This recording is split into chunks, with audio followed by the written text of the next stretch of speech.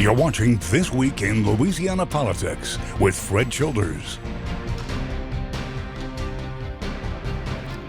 Good morning, I'm Fred Childers. We hope you're having a great weekend. Thanks for joining us for This Week in Louisiana Politics on your local election headquarters. We have a lot to cover, so let's get going. Once again, Louisiana's abortion laws are back in place and enforceable after a ruling from the First Circuit Court of Appeals. That happened on Friday. That decision was made after Louisiana Attorney General Jeff Landry filed a petition to reverse a lower court's decision that put a stop to the abortion ban in Louisiana. Landry filed an appeal Friday morning in the First Circuit Court of Appeals. With it, he asked for an expedited consideration to stop Louisiana's 3 abortion clinics from performing procedures while the case is under appeal. Earlier this week, Baton Rouge Judge Donald Johnson had denied a motion from Landry to suspend his ruling blocking the enforcement of the state's ban on abortions. The legal fight is not yet over and can still go to the higher courts, and we'll keep an eye on it as well. Public Service Commissioner Foster Campbell demanded answers from major energy company executives over high utility costs this week. Campbell had harsh words for Entergy company officials over what they're doing to address high electric bills. Campbell said Entergy has been too resistant in diversifying into renewable energy. If your company really wants to do something to help prices, you got yourself in a bad situation because you're depending just where you don't want to be. You're depending on natural gas for 85% of your electricity. And we knew it was going down. We knew things were going to happen, and people have been preaching to y'all. Yeah, the criticism doesn't stop there. Entergy told Commissioner Campbell the company is focused on solar power now because the cost to compete is lower. In New Orleans, the City Council is taking on Entergy as well and trying to find ways to help people struggling to pay their high bills. Entergy says it will follow the council's moratorium on shutoffs for people who can't pay through November 1st. They also pledged to refund and waive late fees for low-income customers. But the council is still suspicious of the major increases and calls on the company to investigate accounts. There has to be a complete review of all the bills that are coming in, why these costs are spiraling at this level. The council says this is a good start to help, but it's not a long-term fix. Entergy has recently said they will be deploying volunteer employees to conduct energy efficiency checks for customers. Early this week, Lafayette Mayor Josh Guillory checked himself into inpatient rehab for alcoholism and PTSD. Guillory has vowed to keep working for the parish while in treatment, but the City Council believes an interim mayor should be named. Guillory has now called on the Attorney General for help. Britt LaFaso reports. Ever since he went into rehab, our main concern was his well-being. According to the Lafayette Parish Charter, when the mayor-president is absent from and unavailable to Lafayette Parish for more than 48 hours, their duties and powers can be appointed to a member of the city or parish council. Lafayette Parish Chairman A.B. Rubin says they are looking into having a council member step into the role, as that's what the charter says should happen. Not that we wanted to take his position or anything like that or whatnot. We just wanted to try to fulfill the charter as we understood the charter. After hearing the council chairman were attempting to appoint an interim mayor-president, Josh Guillory sent a letter to Attorney General Jeff Landry. What Guillory is hoping Landry can give an opinion on is what the word unavailable should mean in the charter. While the charter says an interim mayor-president can be appointed if Guillory is unavailable for more than 48 hours, Guillory argues that he is available. He says his CAO and city parish attorney have 24-hour access to him, and he's available through email, cell phone, and Zoom. He adds he'll be able to review and sign documents, including executive orders, directives, contracts, resolutions, and ordinances. Councilman Rubin says this is why the city and parish council and the mayor-president are at a standstill. Unavailable is not defined in the charter properly. And the thing about the term unavailable, or any term, you put 2 lawyers in a room and you probably get 5 interpretations. Rubin says once the Attorney General can give a clear definition on the word, they can move forward in deciding if Guillory can remain in power while he's in rehab. I just want to make sure that people understand this is not a political move. We want to do what's right, what's for the community, really. You know what I'm saying? And I can speak for the council as a whole. Okay, so the Attorney General is dropping charges against a black man who was severely beaten by state police before his arrest. This happened back in 2019. Aaron Bowman has been facing charges for a traffic violation and resisting an officer for 2 years. The AG dismissed those charges, citing credibility issues and a lack of evidence. Former trooper Jacob Brown is facing federal charges for his role in Bowman's beating. He's pleading not guilty, and that trial is set to start in March. A new effort is underway to recruit and keep teachers in New Orleans, and one way to do that could be helping teachers buy homes. LBJ brings us the details. How can we address the need of our educators and provide incentives during the recruitment and retention phase? That is the question the city is attempting to answer with the launch of the city's teacher home ownership program. Eligible teachers can receive up to $65,000 for down payment assistance, as well as $5,000 in closing costs. The city has allocated a total of $1.5 million to the program, and it comes at a time that school systems are facing a crisis of recruiting and retaining educators. We're losing up to 30% of our educators from the profession every year. The data is overwhelmingly clear that the quickest way to improve public schools is to have a great teacher. Teachers exiting the profession cite compensation and their failure to obtain a home as key to the decision to leave. The program also includes behavioral health professionals and early childhood educators within the Orleans Parish school system.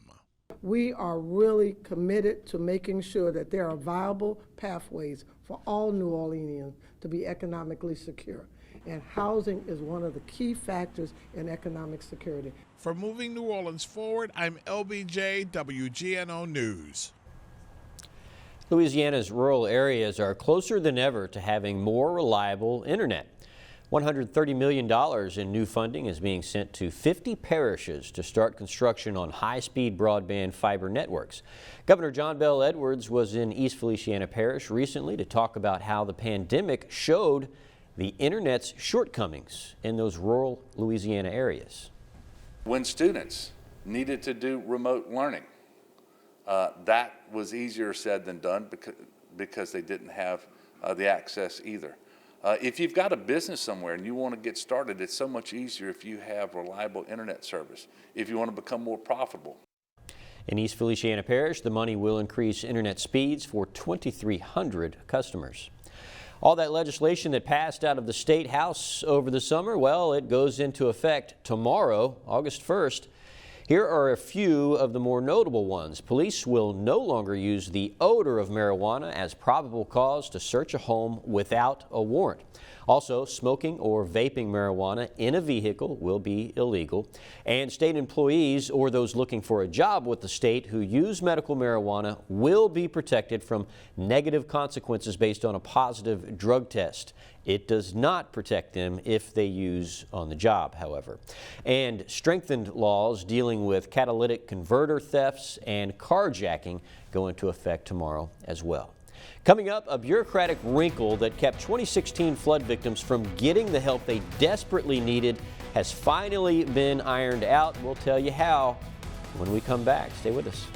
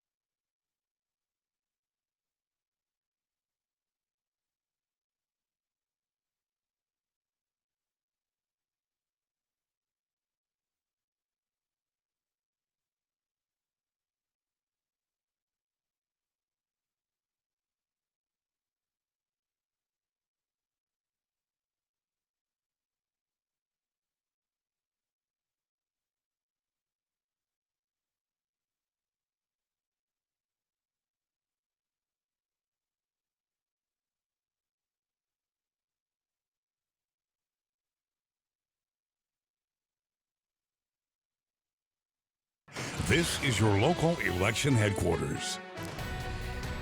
Welcome back. The U.S. economy shrank from April through June for a second straight quarter, raising fears that the nation may be in a recession. The GDP report for last quarter pointed to weakness across the economy.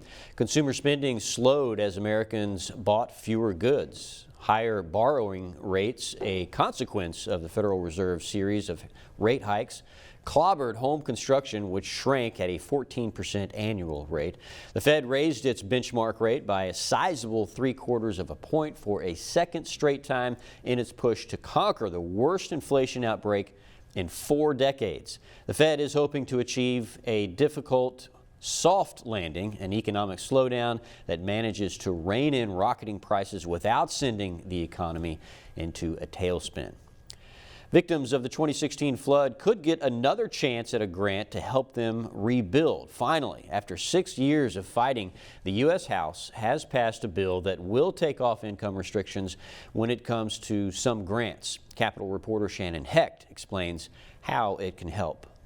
The 2016 flood caused nearly $4 billion worth of damages to residential buildings. 6 years later, there is still hundreds of millions of dollars that could be given to homeowners to help them rebuild. They have only made less than $700 million of $1.7 billion available to those flood victims. The 2016 flood victim duplication of benefits fix will do away with the income threshold that disqualified about 20% of those looking for a grant from HUD. I run into people all the time just when I'm traveling around South Louisiana, people that are incredibly upside down on their mortgages because you may have a small business administration loan and your original mortgage worth more than the value of your house. In 2018, part of the issue was fixed where HUD was denying grants for people who had already gotten an SBA loan. I think it's really difficult for us to go tell people, hey, yeah, take this check, take this money and go rebuild your home in the area that flooded 6 feet, 8 feet or more. He also emphasizes the work being done to manage flooding in the areas hardest hit in 2016. And so from the beginning, we thought it was critical that we paired those recovery dollars with better flood protection investments. This bill has been attached to a number of other bills, including the defense authorization, in hopes to make sure it gets done. For your local election headquarters, I'm Shannon Hecht. In Washington, Senator Bill Cassidy is trying to bring awareness to the striking statistics for fentanyl overdoses in Louisiana. The overdose mortality rate in Louisiana has increased statewide by more than 56% between 2020 and 2021. Jacqueline Kissick reports. Fentanyl is killing over 200 Americans a day. According to the Centers for Disease Control and Prevention, fentanyl is 50 times stronger than heroin. As a physician, I took care of patients with addiction. But it doesn't take a physician taking care of those with addiction to know that we have a fentanyl crisis. The overdose mortality rate in Louisiana has increased statewide by over 56% between 2020 and 2021. New Orleans was up 51% in 2020 with 365 overdose deaths. Jefferson Parish up 69%, St. Tammany up 35%, and St. Bernard up 64%. What we're seeing on the street like never before. Experts say if the fentanyl crisis doesn't get under control, it could get worse. Right now, as of the 25th of July, we're looking at 139 confirmed, 36 pending, and that's fatal. And we're looking at 324 non-fatal, and that's all since the first of the year. Tanja Miles, who is a mental health advocate and a recovering addict herself, she says fentanyl is making its way into everything. In crack and cocaine, in marijuana, I mean, we're just seeing everything laced with fentanyl. And so we really have to, make people aware that, this is deadly. The Louisiana state legislature passed a bill by Senator Bodie White this year, sending $1 million to the East Baton Rouge Sheriff's Office to combat fentanyl use and human trafficking. Sheriff Sid Gautreaux says the money will allow the department to spend more time and resources on finding these drugs. That was Jacqueline Kissick reporting. No more speeding on the Atchafalaya Basin Bridge. A new law will allow the state to use cameras to closely watch your driving habits. Greg Hilburn with the USA Today Network wrote an article about it. We'll talk to him next.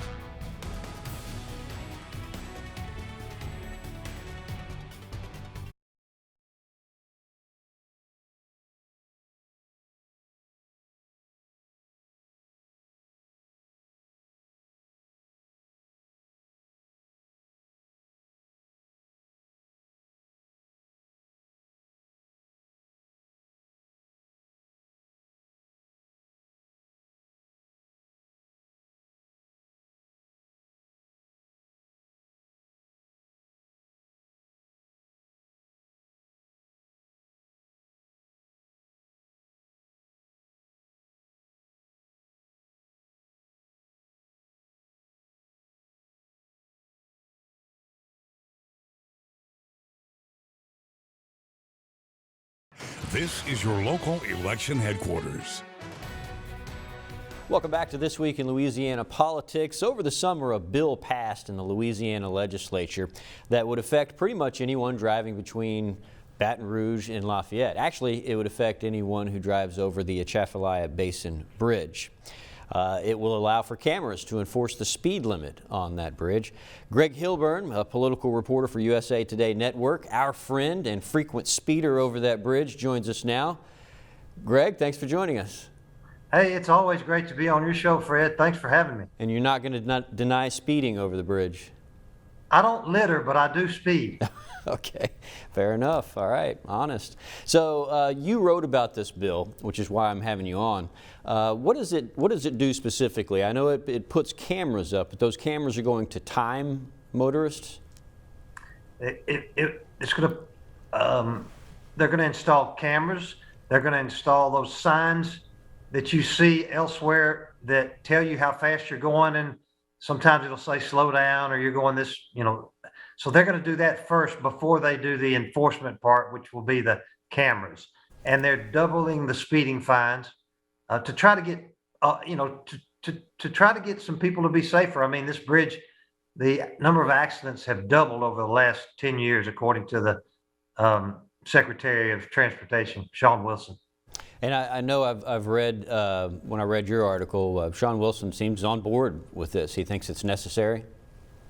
He supported the bill. He and the Senate President, Paige Cortez, you know what? They both can relate to it because they both live in Lafayette and commute to Baton Rouge, almost daily.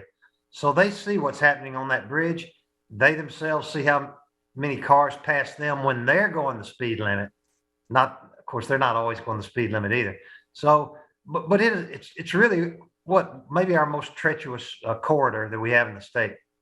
Greg, speaking of people speeding, we've even seen the state's top cop. He got busted on that bridge. He sure did. Earlier this month, he got a warning instead of a ticket from one of his troopers. There were some reports that he went 90 miles per hour. He didn't say. I can't really confirm that, but he did confirm that he was speeding and that, I'm sure he was embarrassed by it. I'd be interested to know what those first couple of moments were when the trooper walked up to the window, but we'll never know. Some people, and I include myself in this, don't like being monitored by technology. They don't like the red light cameras in Baton Rouge. There are a couple of intersections in Baton Rouge I know people have a problem with. Do you see some of these tickets being challenged later, just like the red light cameras we have in the city are? Well, I've gotten about 3 or 4 of those red light camera tickets in Baton Rouge myself. Yeah. But apparently those aren't enforceable anymore. Most people pay them because they want to. Most people want to comply with the law, but there's definitely been challenged, and I think shown that there's no way to enforce those fines. My understanding with this is it's designated a safety, special safety highway corridor, which will absolutely allow enforcement of the fines. And somebody could challenge it. I'm not an expert on those speed cameras. People generally hate cameras, red light cameras especially. And we'll see how they feel about the speeding cameras. Is it the same technology, though? Well, I think so. As Sean explained it to me, as the secretary explained it, it gets an image of you from when you enter the bridge or the zone, and then another image when you left. Well, that's times they know exactly how long it takes to go from one point to the other if you're going the speed limit.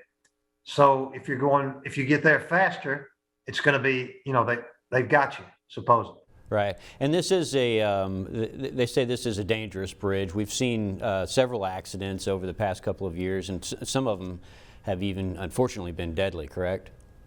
Yeah, some are deadly. And that which is the most important point, or the thing they want to start. But also just as you know, the people that live there and live in that area along that corridor, it can literally cripple travel, commerce for hours, just a regular accident, you know, when that bridge gets back, when that corridor gets backed up. That's right. And we'll wrap it up. Do you know when it's going to when they're going to start enforcing it? The signs that'll tell you how fast you're going will come in the next couple of months. It'll probably be early next year before the speeding cameras are installed. All right, Greg Hilburn, make sure you slow down now. All right. Hey man, thanks. Thank you, sir. All right, stay with us. We'll be right back.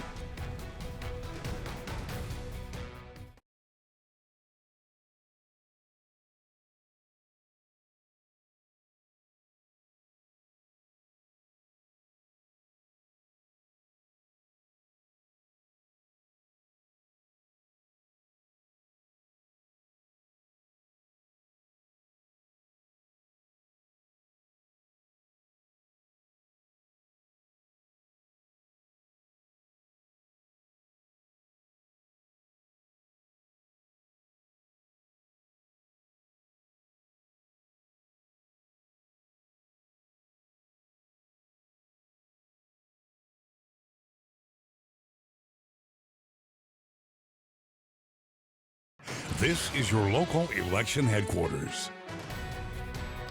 Welcome back. Looking ahead to the coming week, the Baton Rouge Press Club will be hosting Insurance Commissioner Jim Donnellan tomorrow. He will talk about the recent cancellation of some policyholders' benefits in hurricane season.